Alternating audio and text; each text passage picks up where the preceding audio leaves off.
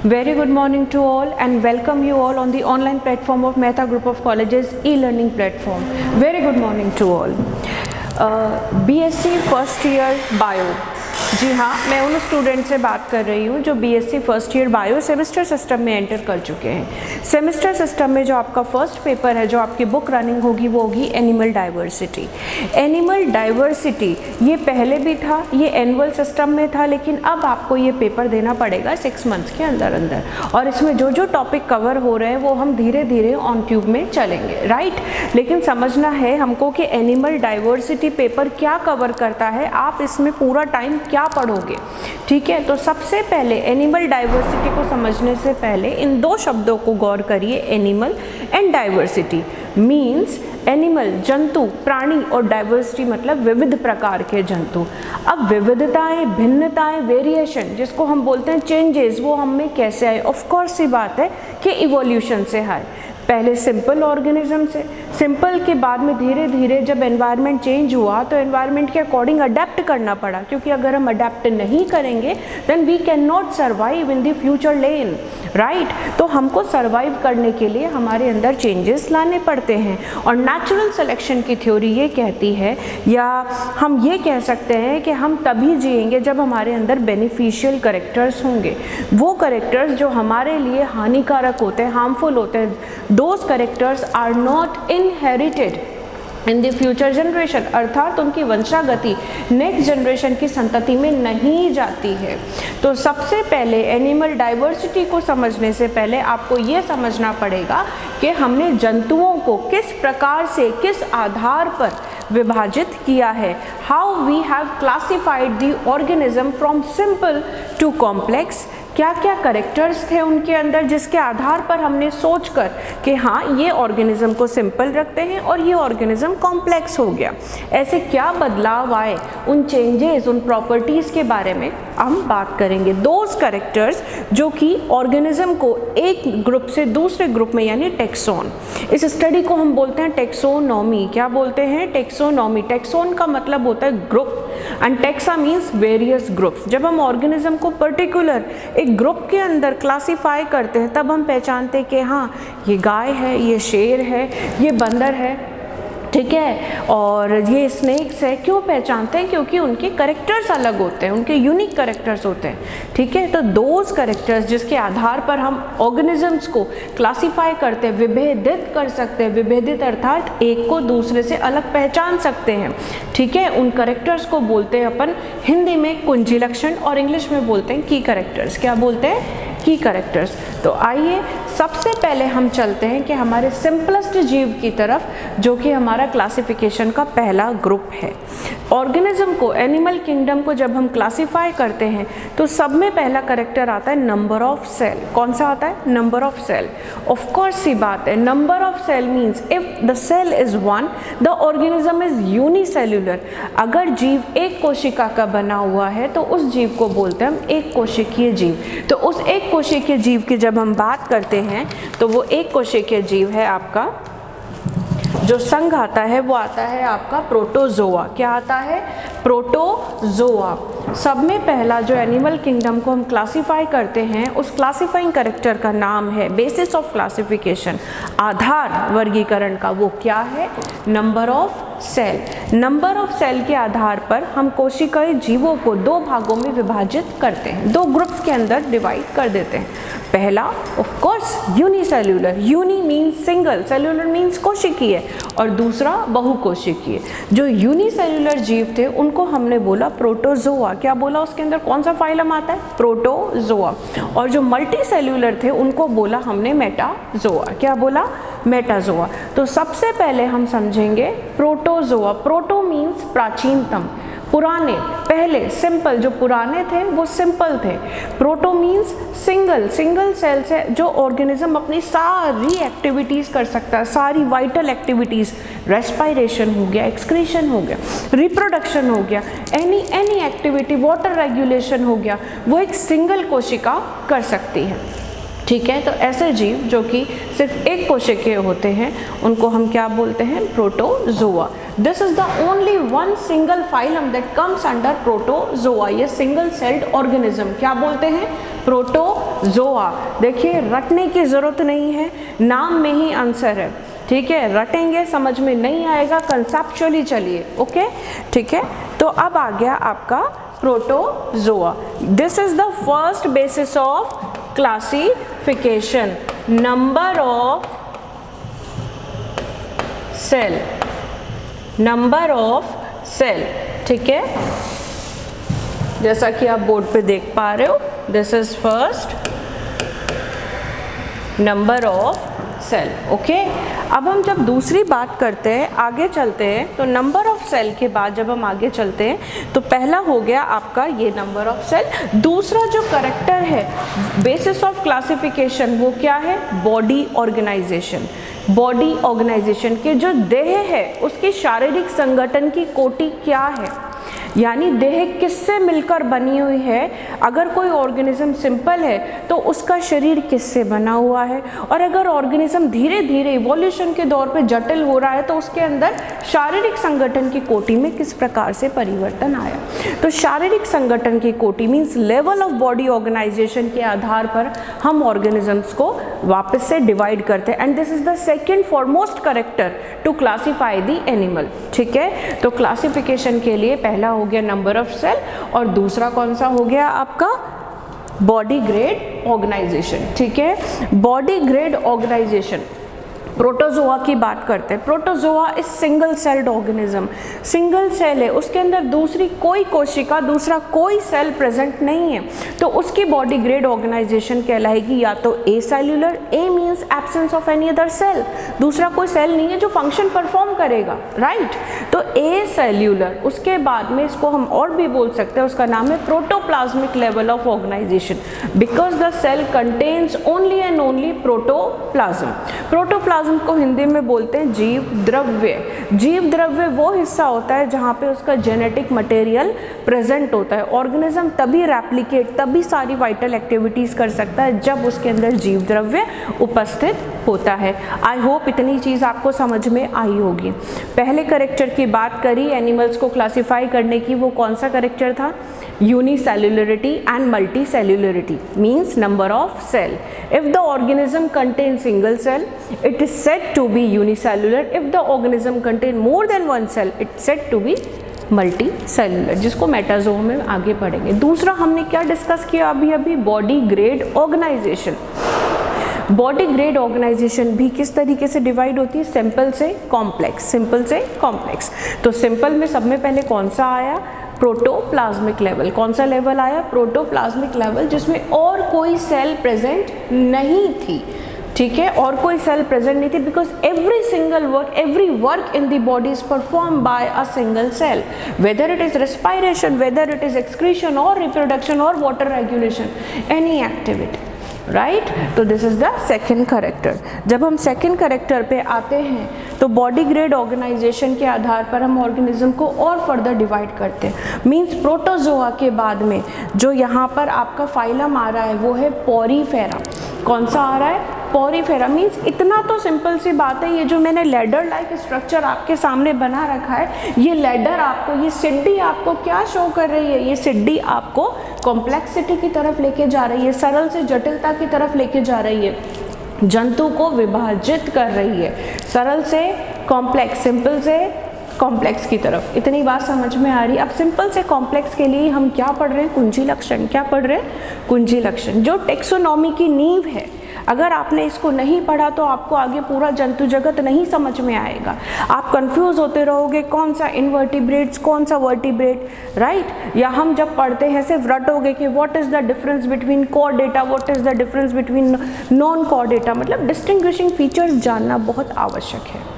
तो उसी को हम सबसे पहले स्टडी कर रहे हैं। उसके बाद में आता है पॉरीफेरा। अब पॉरीफेरा में नंबर ऑफ सेल बढ़ जाते हैं, मतलब ये कौन से संघ के अंदर आ गया, ये कौन से ग्रुप के अंदर आ गया, मेटाजोआ। किसके अंदर आ गया, मेटाजोआ में हम भी आते हैं। मेटाजोआ में सारे मल्टी सेल्यूलर जीव आते हैं, लेकिन हम धीरे धीरे धीरे धीरे क्या होते जा रहे हैं, स्पेसिफिक होते जा रहे हैं, यानी हमें तो ह्यूमन बींग्स ही बोला जाएगा, हम पॉरीफेरा के अंदर नहीं आते, वो हम आगे पढ़ेंगे। तो जब पॉरीफेरा की बात कर रहे हैं तो यानी इसमें कौन सा बॉडी ग्रेड ऑर्गेनाइजेशन हो गया, कौन सा बॉडी ग्रेड ऑर्गेनाइजेशन हो गया? अभी प्रोटोप्लाज्मिक पढ़ा था, उसके बाद में इसमें और सेल्स डेवलप हो गए। Yes, it is cellular grade of body organisation, यानी इनकी बॉडी अलग अलग टाइप के सेल से बनी हुई है। वो मेरे प्रीवियस वीडियो लेक्चर्स में भी है, जब मैंने पॉरीफेरा में पूरा स्पंजेस, कैनाल सिस्टम सब कुछ समझाया था। यानी हर काम को करने के लिए इनके पास अलग अलग सेल होते हैं। लिसन, सेल होते हैं, अभी भी कोई टिश्यू डेवलप नहीं हुआ है, टिश्यू डेवलप होना बाकी है। टिश्यू डेवलप होगा तो वो जीव और कुछ कहलाएगा। उसके बाद में टिश्यू से क्या बनेंगे? ऑर्गन, तो वो जीव और कुछ कहलाएगा। और उसके बाद में ऑर्गन सिस्टम डेवलप होगा, जैसे हम लोग, तो हम अलग कहलाए। लेकिन है तो हम जंतु, है तो हम एनिमेलिया किंगडम के अंदर। ऑफ कोर्स ये बात है, जब आपसे क्वेश्चन पूछा जाता है कि what is the main difference between the two kingdoms, या how could you differentiate between the two kingdoms, आप दो जगत के अंदर किस तरीके से विभाजित कर सकते हैं कि आप इसको बोले पादप और इसको बोले जंतु। कैसे आप किसी को एनिमल बोलोगे, कैसे आप किसी को क्या बोलोगे? Plant kingdom. The first and simple thing is we are not green, and if we are not green then we are not plants. आप बेसिक ऑब्जर्व करिए ना, आप डिफरेंस ऑब्जर्व करिए। If it is green, plant is green, तो उसके पास क्या है? हरित लवक, जिसको आप क्लोरोप्लास्ट बोलते हो। अगर उसके पास हरित लवक है तो वो फोटोसिंथेसिस कर सकता है, आप नहीं कर सकते। मीन्स वो तो स्वयं पोषी हो गया, अपना खाना खुद बना सकता है, लेकिन आप लोग विषम पोषी हो गए, हेट्रोट्रॉफिक हो गए, आपको उनके ऊपर निर्भर रहना पड़ता है। You have to depend for your food requirements on the autotrophs, right? तो यानी this is the basic difference between the two kingdoms, जो कि आप ऑब्जर्व करके बता सकते हैं, आपको सोचना नहीं पड़ेगा, ठीक है। उसके बाद में जब हम पॉरीफेरा की बात करते हैं, पॉरीफेरा के आगे आप जितने भी ये लैडर्स देख रहे हो, पॉरीफेरा, सीलेंट्रेटा, टीनोफोरा, प्लेटीहेल्मिन्थीज, यहाँ तक अगर मैं बात करूँ, और ये पूरा हम तक, कॉर्डेटा तक, हम सब किस में आते हैं? Multi cellular. यानी यूनिसेल्यूलर में सिर्फ एक संघ आया, एक फाइलम आया, उसको हमने क्या नाम दिया? प्रोटोजोआ। यूनिसेल्यूलर में सिर्फ एक संघ आया, उसको हमने क्या बोला? प्रोटोजोआ। प्रोटोजोआ के बाद जितने भी आप फाइलम पढ़ेंगे वो सारे क्या होंगे? मल्टी सेल्यूलर, और उनमें और कैरेक्टर्स डेवलप हो पाएंगे, जैसे कि दूसरा बॉडी ऑर्गेनाइजेशन। तो पॉरीफेरा की बात करें तो cellular grade of body organisation, ठीक है। अब तीसरे कैरेक्टर की तरफ जब मैं चलती हूँ, बेसिस ऑफ क्लासिफिकेशन में तीसरे कैरेक्टर की तरफ चलती हूँ, तो वो होता है आपका वेरी इंपॉर्टेंट सिमेट्री। क्या होता है? Symmetry. What is symmetry? What is exactly symmetry? Symmetry is the equal division of the organism, कि सिर्फ एक एक्सिस से हम उसको दो इक्वल पार्ट्स में डिवाइड कर सकते हैं, तो हम उसका अध्ययन कर सकते हैं। लेकिन अगर हम सिमिलर जंतुओं की बात करें, सिंपलर जंतुओं की सॉरी, तो उसमें क्या देखते हैं हम कि उनमें कोई अभी सममिति डेवलप नहीं हुई है, उनकी शेप इरेगुलर है। अगर किसी ऑर्गेनिज्म की शेप इरेगुलर है तो आप मुझे बताइए, आप उसको इक्वल पार्ट्स में डिवाइड कर सकते हैं क्या? नो। साफ दिख रहा है, द आंसर इज नो। तो यानी जो सिंपलर ऑर्गेनिजम्स थे वो क्या हुए? एसिमेट्रिक। क्या हुए? Asymmetric, because there is no single axis present कि जहाँ से मैं उनको काटूं और इक्वल पार्ट्स में उनका अध्ययन कर सकूं। इतनी बात समझ में आई? तो यानी अभी तक हमने तीन कैरेक्टर्स कर लिए। पहला, number of cell, unicellular, multicellular. दूसरा हमने क्या कर लिया? Body grade organisation. अभी हम बॉडी ग्रेड में आगे और चलेंगे, और उसके बाद तीसरा हमने कौन सा किया? सिमेट्री। सिमेट्री में भी मैं आपको आगे दो सिमेट्री और बताऊंगी, ठीक है। अब बॉडी ग्रेड ऑर्गेनाइजेशन में जब अपन आगे चलते हैं तो यहाँ तक अपना पॉरीफेरा तक अपना कौन सा सिस्टम कंप्लीट हो गया? सेल्यूलर। इसके बाद जो फाइलम आता है वो आता है सीलेंट्रेटा। क्या आता है? सीलेंट्रेटा। ये वो फाइलम है पॉरीफेरा की, ये भी मल्टी सेल्यूलर है, बिकॉज हमने यूनिसेल्यूलर का चैप्टर कर दिया खत्म। यूनिसेल्यूलर में सिर्फ अपना आया प्रोटोजोआ। इस पे मेरा प्रीवियस लेक्चर है, इस पे मेरा पूरा लेक्चर में ये बता रखा है what is the difference between protozoa and Metazoa. आप उसके कैरेक्टर्स आप पढ़ सकते हो, लेकिन ये भी वही चल रहा है, ठीक है, बट एक नई तरीके से। ये लैडर आपको ये समझा रही है कैसे ऑर्गेनिज्म सरल से जटिल की तरफ आगे जा रहा है। सीलेंट्रेटा, और अभी भी जीवन कहाँ पर है? ऑब्जर्व करा आपने? पानी के अंदर है। प्रोटोजोआ पानी के अंदर, उसके बाद पॉरीफेरा, स्पंजेस पानी के अंदर, सीलेंट्रेटा भी पानी के अंदर। हम जेलीफिश जिसको बोलते हैं, हम हाइड्रा जिसको बोलते हैं, मैं उस फाइलम की बात कर रही हूँ, ठीक है, जिसमें कोरल्स पाए जाते हैं। तो धीरे धीरे ये ऑर्गेनिज्म को स्ट्रक्चर जब था इनका, जब अपन पर्टिकुलर क्लासिफिकेशन पढ़ेंगे तो हम ये देखेंगे कि ये थोड़े से गोल हैं, ऊपर से लाइक एन अम्ब्रेला, छाता आप लोगों ने देखा होगा। तो इस तरीके की सिमेट्री को, सममिति को बोलते हैं अपन रेडियल। क्या बोलते हैं? रेडियल। हिंदी में बोलते हैं आर्य सममिति। जैसे आपने कोई भी टायर, आपको जो अच्छा लगता है वो आप इमेजिन कर लीजिए, बाइक का टायर, साइकिल का टायर, एनीथिंग, उसमें आपने देखा होगा एक अक्ष होता है बीच में सेंटर, और उसमें से बहुत सारी तारें इधर उधर निकल रही होती है। इसको बोलते हैं आर्य। क्या बोलते हैं? इसको बोलते हैं आर्य पैटर्न बोलते हैं, रेडियल पैटर्न बोलते हैं। जैसे सूर्य की रोशनी रेडियली हर दिशा में निकलती है। तो यानी यहाँ पर सिंपल एक, जब एक्सिस से सेंटर से काटा जाएगा तब वो क्या होगा? तब वो आपको इक्वल पार्ट्स में दिखाई देगा। सममिति का मतलब होता है कि हम जब जीवों को विभाजित करें तो जो पैटर्न उसके एक सेगमेंट में आया वही पैटर्न मुझे उसके दूसरे सेगमेंट में दिखाई देना चाहिए। अगर सेगमेंट अलग अलग हो गए तो हम उसकी स्टडी नहीं कर सकते। अगर उसमें विविधता आ गई तो हम उसको स्टडी नहीं कर सकते। इसलिए बेटर है कि सममिति उस एक्सेस से करी जाए, उस एक्सेस से अध्ययन जहाँ से हम उसको इक्वल डिवाइड कर सकें। ठीक है, यानी वेरिएशन ना हो। वेरिएशन होगा तो वो ऑर्गेनिज्म सममिति नहीं है, सिंपल सी बात है, राइट। तो सीलेंट्रेटा की बात करें तो सीलेंट्रेटा के 3 इंपॉर्टेंट कैरेक्टर्स ध्यान रखिए। ये रेडियल सिमेट्री है, यानी अभी तक चीज़ें असम्मित थी, जंतु असम्मित था, अब धीरे धीरे जंतु में सम्मिति विकसित हुई, सिमेट्री डेवलप हुई, रेडियल सिमेट्री, आर्य सम्मिति। दूसरा इंपॉर्टेंट, अब यहाँ पर सीलेंट्रेटा नोट कर लीजिए, तारा लगा लीजिए। Coelenterata is the first phylum, ये पहला फाइलम है जिसके अंदर टिश्यू सिस्टम डेवलप हुआ, यानी शारीरिक संगठन की कोटि कौन से प्रकार की हुई? ऊतकीय प्रकार की। कौन से प्रकार की? अगर हिंदी में बात करूँ तो ऊतकीय, टिश्यू, यानी यहाँ पर टिश्यू बनने लग गए थे। तो देखो हो रहा है इवोल्यूशन। हम सरल से जटिल की तरफ जा रहे हैं कि नहीं जा रहे? हम वर्गीकरण के कैरेक्टर्स की बात कर रहे हैं कि नहीं कर रहे? बिल्कुल कर रहे हैं। ठीक है, तो यहाँ पर हम आ गए टिश्यू लेवल ऑर्गेनाइजेशन। अब सीलेंट्रेटा में आपके एक नया चैप्टर ऐड हुआ है, बहुरूपता, पॉलीमॉर्फिज्म। ठीक है, तो वो हम अलग से नेक्स्ट क्लास में लेंगे कि व्हाट इज पॉलीमॉर्फिज्म। लेकिन अभी हम सिर्फ क्या पढ़ रहे हैं? जंतु जगत को सिंपल से कॉम्प्लेक्स में किन वर्गीकरण कैरेक्टर्स के आधार पर बांटा गया है। पहला, मैं रिपीट कर रही हूँ, ध्यान दीजिए, अगर ये क्लास आपने मिस कर दी तो आगे आपका सब कन्फ्यूजन हो जाएगा। पहले आपका कौन सा हो गया? नंबर ऑफ सेल, जिसमें कि सिर्फ और सिर्फ एक फाइलम आता है यूनिसेल्युलर, कौन सा? प्रोटोजोआ। और बाकी सारे जितने भी हैं, हम तक कॉम्प्लेक्स, इंसानों तक, हम सब क्या है? मल्टी सेल्युलर, यानी मेटाजोआ में आ गए। किस में आ गए?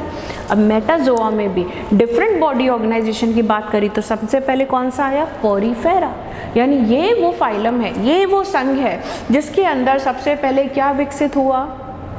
सेल्युलर सिस्टम, कोशिकीय संरचना, कोशिकीय शारीरिक संगठन।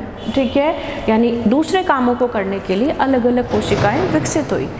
ठीक है, अब उसके बाद में हम चलते हैं सीलेंट्रेटा पे। सीलेंट्रेटा पे यहाँ पे धीरे धीरे क्या डेवलप हुआ? Tissue system. देखिए ऑब्जेक्टिव में 1 नंबर का क्वेश्चन आ सकता है कि बताइए कौन सा फाइलम है कि जिसके अंदर सब में पहले टिश्यू सिस्टम विकसित हुआ, डेवलप हुआ, इवॉल्व हुआ। आप उसको क्या बोल सकते हो? सीलेंट्रेटा।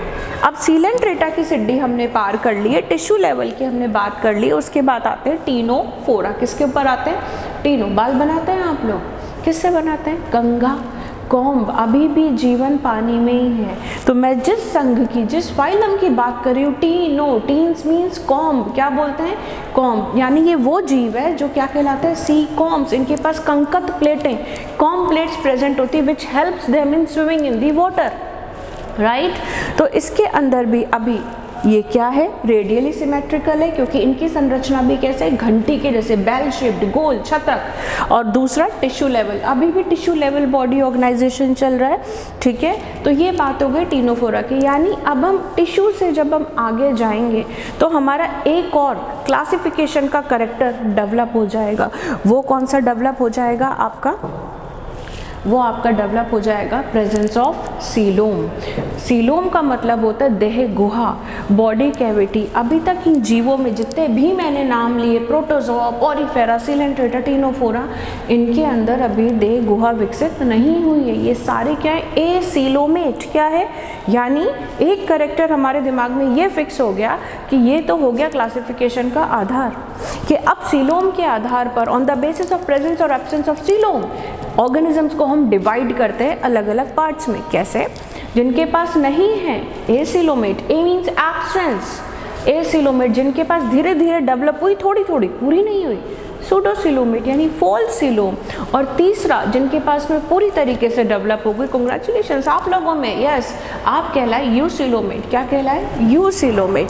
तो जब हम टीनोफोरा के आगे हम चलते हैं तो टीनोफोरा के बाद में एक फाइलम आता है जिसको आप, बड़ा इंटरेस्टिंग फाइलम है ये, आपके पेट के अंदर जाते हैं और आपकी आंत से, इंटेस्टाइन से चिपकते हैं और एब्जॉर्प्शन करते हैं। आपकी जितना भी डाइजेस्टिव, जितना भी आपने पाचक खाना खाया, जितना भी, उसको सबको ये एब्जॉर्ब करते हैं, यानी आपकी बॉडी के अंदर रहते हैं। बॉडी के अंदर रहते हैं मीन्स ये आपके ऊपर निर्भर है खाने के लिए, मीन्स परजीवी। क्या है ये? पैरासाइट। क्या है?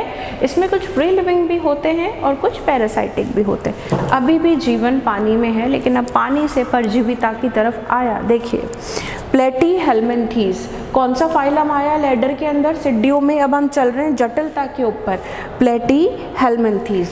अब टिश्यू लेवल, हमारा टिश्यू लेवल से धीरे धीरे कॉम्प्लेक्स, और हम सब पढ़ के आ चुके हैं कि टिश्यूज जब मिलते हैं तो क्या बनाते हैं? ऑर्गन्स। यानी प्लेटीहेल्मिन्थीज वो फाइलम है जिसके अंदर कौन सा बॉडी ऑर्गेनाइजेशन डेवलप हो गया था? ऑर्गन का। कौन सा? अंग। अभी अंग तंत्र नहीं बना है, सिर्फ अंग के ऊपर बात करेंगे, ठीक है। तो प्लेटीहेल्मिन्थीज में जब अपन आते हैं तो 3 इंपॉर्टेंट कैरेक्टर्स, अभी भी सीलोम का विकास नहीं हुआ है, देह गुहा विकसित नहीं हुई है, तो ये हो गया एसिलोमेट। जो प्लेटीहेल्मिन्थीज है वो क्या हुआ? एसिलोमेट। बाइलेटरली सिमेट्रिकल, देखो अब सममिति विकसित हो रही है, अभी समझाती हूँ। और ऑर्गन लेवल ऑफ ऑर्गेनाइजेशन, वापस से मेरे साथ रिपीट करिए। सब में पहले प्रोटोजोआ, यूनिसेल्यूलर, और बॉडी ग्रेड क्या थी? बॉडी ग्रेड क्या थी? प्रोटोप्लाज्मिक लेवल, कोई सम्मिति नहीं थी। उसके बाद सीलेंट्रेटा, टीनोफोरा और पोरीफेरा, ये सारे मल्टी सेल्यूलर थे। इनके अंदर भी अभी सीलोम विकसित नहीं हुए, लेकिन एक सम्मिति विकसित हो गई थी। वो किस में हुई थी? सीलेंट्रेटा और टीनोफोरा के अंदर। गोल ऑर्गेनिजम्स, छत्रकनुमा ऑर्गेनिजम्स, घंटीनुमा ऑर्गेनिजम्स, रेडियल सिमेट्री कौन सी डेवलप हुई थी? आर्य सम्मिति। और इनका बॉडी ऑर्गेनाइजेशन भी चेंज हुआ, पहले सेल्यूलर, सेल्यूलर के बाद टिश्यू लेवल। अब जब टिश्यू कॉम्प्लेक्सिटी में जाएंगे तो क्या बनाएंगे? ऑर्गन। क्या बनाएंगे? ऑर्गन। तो सब में पहला संघ जिसके अंदर organ level of body organisation evolve हुआ, वो हुआ प्लेटीहेल्मिन्थीज। प्लेटी, फ्लैट, फीता, क्रमी, हेल्मिन्थ्स मीन्स क्रमी, कीड़े, ठीक है। तो ये बात हो गई आपकी प्लेटीहेल्मिन्थीज तक। अब यहाँ पर चीज़ों में ट्विस्ट आना स्टार्ट हुआ, सीलोम डेवलप होना स्टार्ट हुई। तो प्लेटीहेल्मिन्थीज के बाद में जो सीलोम डेवलप हुई वो किस में डेवलप हुई? एस्के हेल्मिन्थीज में। किस में डेवलप हुई?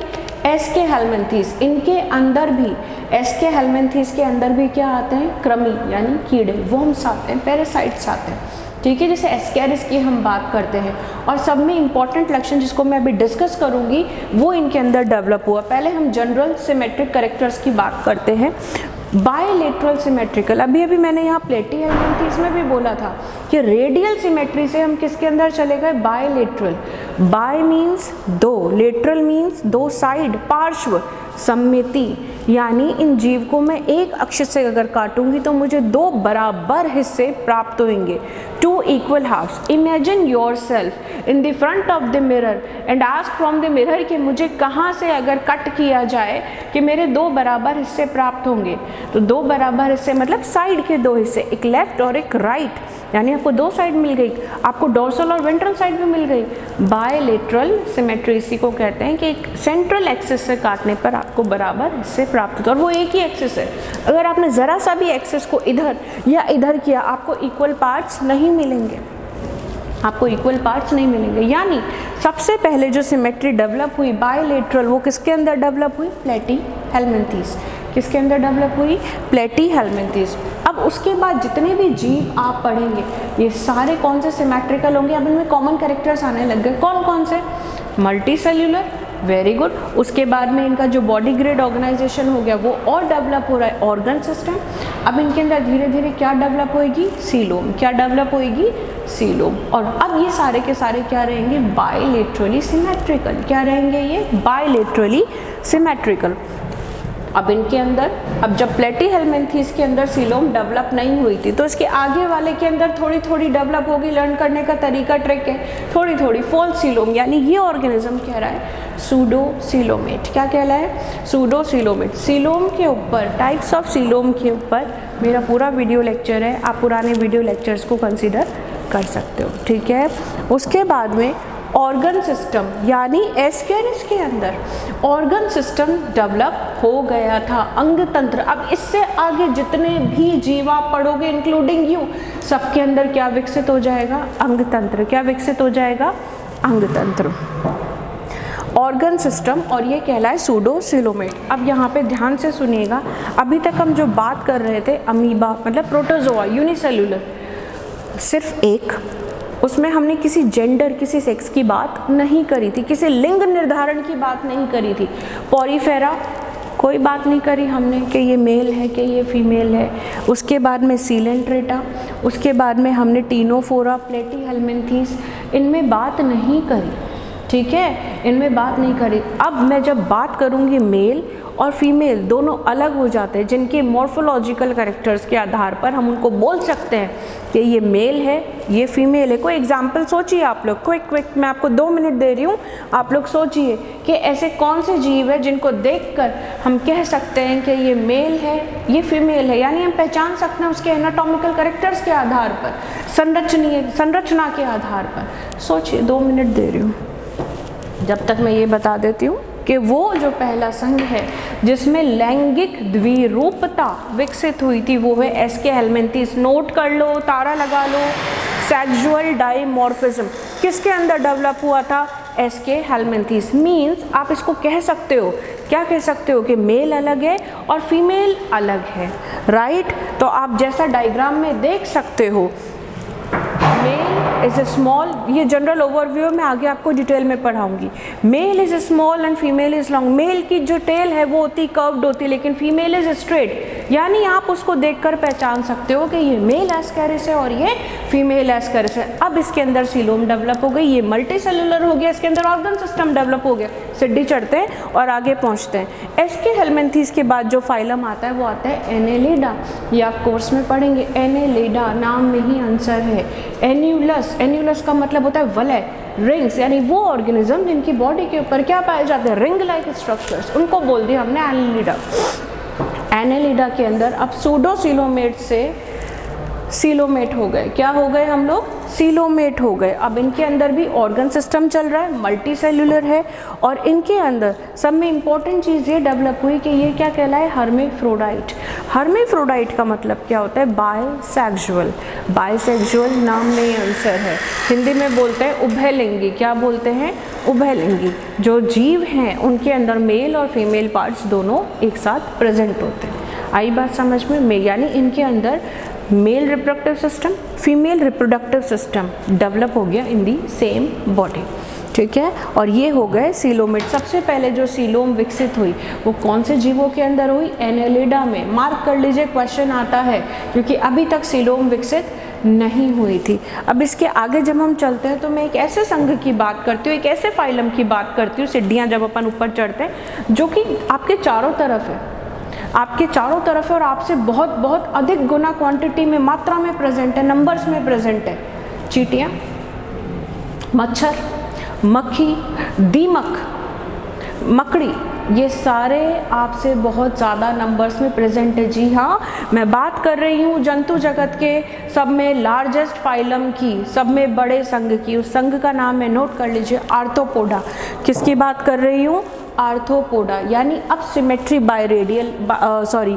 बायलेटरल ही चल रही है। उसके बाद में ऑर्गन लेवल आ रहा है, इनके अंदर ऑर्गन सिस्टम डेवलप हो गया है। उसके बाद में इनकी जो बॉडी है, ये मेन अब नोट कर लीजिए कि अब नेक्स्ट कैरेक्टर क्या डेवलप हो गया। एनेलिडा से ये डेवलप हुआ है क्लासिफिकेशन का ये वाला आधार। कौन सा? सेगमेंटेशन। कौन सा?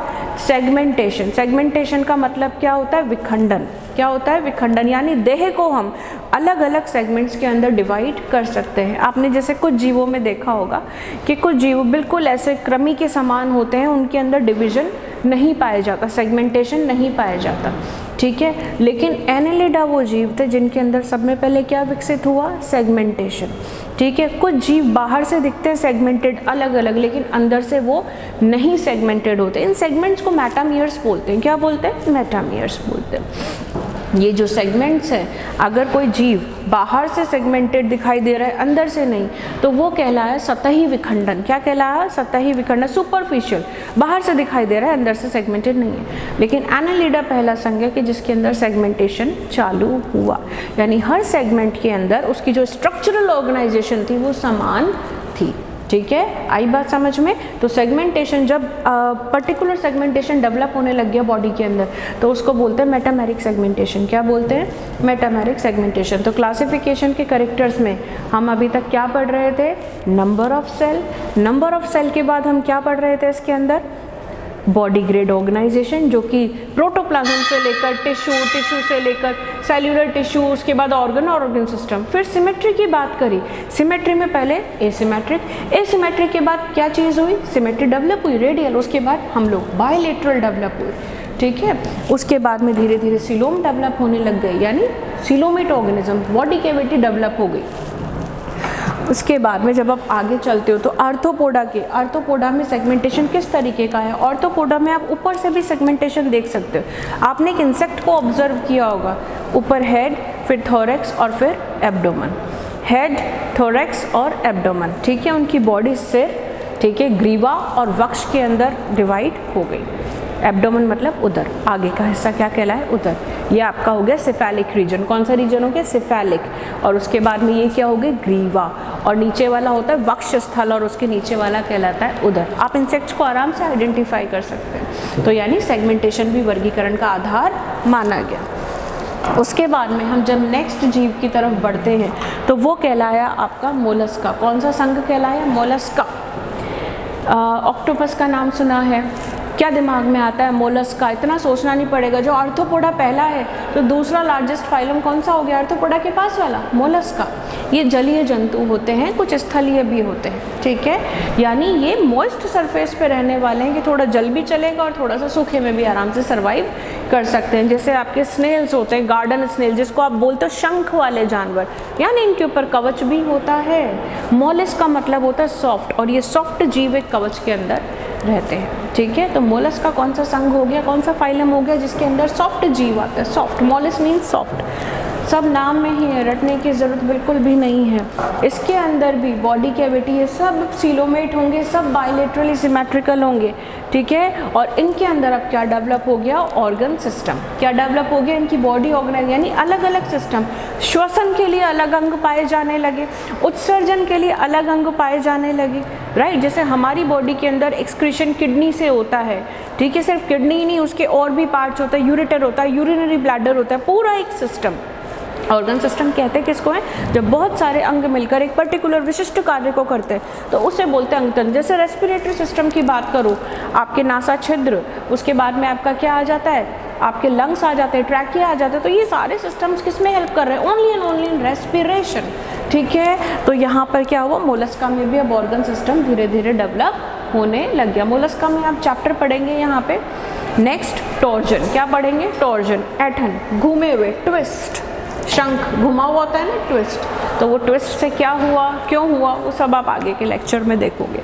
उसके बाद में नेक्स्ट जो फाइलम आता है वो आता है इकाइनोडर्मेटा। क्या आता है? इकाइनोडर्मेटा। मोलस्का अभी भी जीवन पानी में ही है, थोड़ा अभी पूरी तरीके से स्थलीय नहीं हुआ। जब स्थलीय हो जाएंगे तो हमारे पास पैर डेवलप हो जाएंगे। अगर आप एक पैर पे चलते हैं, मतलब दो पैर पे, आपका जो लिम्ब वाला स्ट्रक्चर, आपके लिम्ब कितने में डिवाइडेड है? फोर लिम्ब और हिंड लिम्ब, अग्रपाद और पश्चपाद। चार पैरों पे चलेंगे, चतुष्पादी, टेट्रापोडा कहलाएंगे। लेकिन टेट्रापोडा जब धीरे धीरे इवॉल्व होंगे और सीधे हो जाएंगे तो वो कहलाएगा बायपेडल लोकोमोशन। क्या कहलाएगा? है तो चतुष्पाद, है तो चार पाद, फोर लिम्ब्स। ठीक है, वो आगे की बात है। चलो, इकाइनोडर्मेटा। अब इसके अंदर ये मल्टी सेल्यूलर है। इसके अंदर इंपॉर्टेंट चीज़, इनके अंदर 5 आर्म्स प्रेजेंट होती है। इकाइनो मीन्स, इकाइनो का मतलब क्या होता है? इकाइनो का मतलब होता है स्पाइनी, शूक लाइक संरचना, कांटे नुमा। इनकी डर्मा मतलब स्किन के ऊपर प्रेजेंट होता है। जिसे स्टारफिश। स्टारफिश 5 भुजाएं, यानी ऐसा कोई अक्ष नहीं है बीच वाला कि अगर मैं इधर से काटूंगी तो 3 भुजाएं अलग हो जाएंगी, 2 भुजाएं अलग हो जाएंगी, आपको इक्वल नहीं मिलेगा। तो मैं इसे इस जगह से, सेंटर से इसको मैं कट करूंगी तो मुझे इसके इक्वल पार्ट्स मिलेंगे। तो इसमें जो सिस्टम पाया जाता है, इसके अंदर जो सिमेट्री होती है वो होती है पेंटा रेडियल। कौन सी होती है? होती तो रेडियल है क्योंकि सेंट्रल एक्सिस से जा रही है, लेकिन इसकी 5 आर्म्स और 5 आर्म्स के अंदर इक्वल स्ट्रक्चर और ऑर्गेनाइजेशन है, पेंटा रेडियल सिमेट्री। लर्न कर लो, इसके अंदर पेंटा रेडियल सिमेट्री पाई जाती है, ठीक है। इसके पास भी सीलोमिक कैविटी प्रेजेंट है। अब जब धीरे धीरे हम आगे की तरफ आते हैं, इकाइनोडर्मेटा के बाद हम इवॉल्व हो रहे, इकाइनोडर्मेटा के बाद तक हम अभी तक कहलाए अकशेरुकी। क्या कहलाए? क्योंकि हमारे अंदर कशेरुक दंड, वर्टिबल कॉलम, हमारे रीढ़ की हड्डी विकसित नहीं हुई है, ठीक है। तो ये इकाइनोडर्मेटा तक क्या हुए आपके? इनवर्टिब्रेट्स। क्या हुए? इनवर्टिब्रेट्स। आज के लिए इतना ही। इनवर्टिब्रेट्स के बाद में जो फाइलम बचते हैं जिसके अंदर और करेक्टर्स डेवलप हुए वो हम नेक्स्ट क्लास में पढ़ेंगे।